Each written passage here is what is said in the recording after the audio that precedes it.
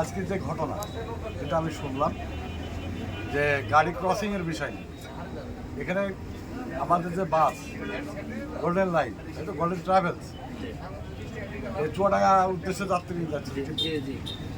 আমাদের নতুন টার্মিনালে গাড়ি ক্রসের সময় কোনো কথা কাটাকাটি নেই, ঝগড়া নেই, জ্ঞানজাম নেই এবং গাড়ির সাথে কোনো টাচও করি। ক্ষমতার দাপট দেখানোর জন্য আমঝুপিতে ফোন দিই, আমার গাড়ি যাওয়ার পর তাকে ধরি, অনেক মারধর করি, প্রচুর মারধর করি। কিন্তু আমরা যে সেবামূলক প্রতিষ্ঠান, আমরা যে সেবা দিই দেশের শ্রমিকরা, এই যে দেশের তালিকা শ্রমিক যদি না থাকে দেশ কিন্তু অচল। আমরা দেশের বিরুদ্ধে না, কোনো সরকারের বিরুদ্ধে না। আমার যে শ্রমিক মার খেয়েছে, অন্যায়ভাবে মেরেছে, তার বিচার চাই এবং আমরা আইনগত ব্যবস্থা নেব।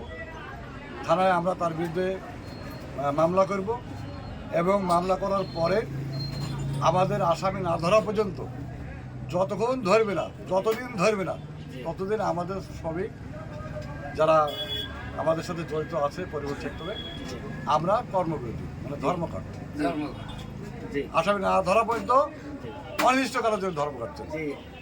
মানে আমরা যে শ্রমিক, এ দেশের নাগরিক আমরা না, আমাদের এই দেশের নাগরিক এটা কেউ ভাবেই না। এই জন্য আমাদের বিচার না হওয়া পর্যন্ত আমরা শ্রমিকরা, আমরা বললেও শ্রমিকরা গাড়ি চালাবে না।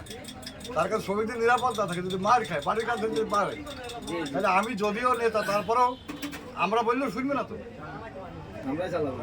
শ্রমিকরা গাড়ি চালাবে, এর বিচার চাই আমরা।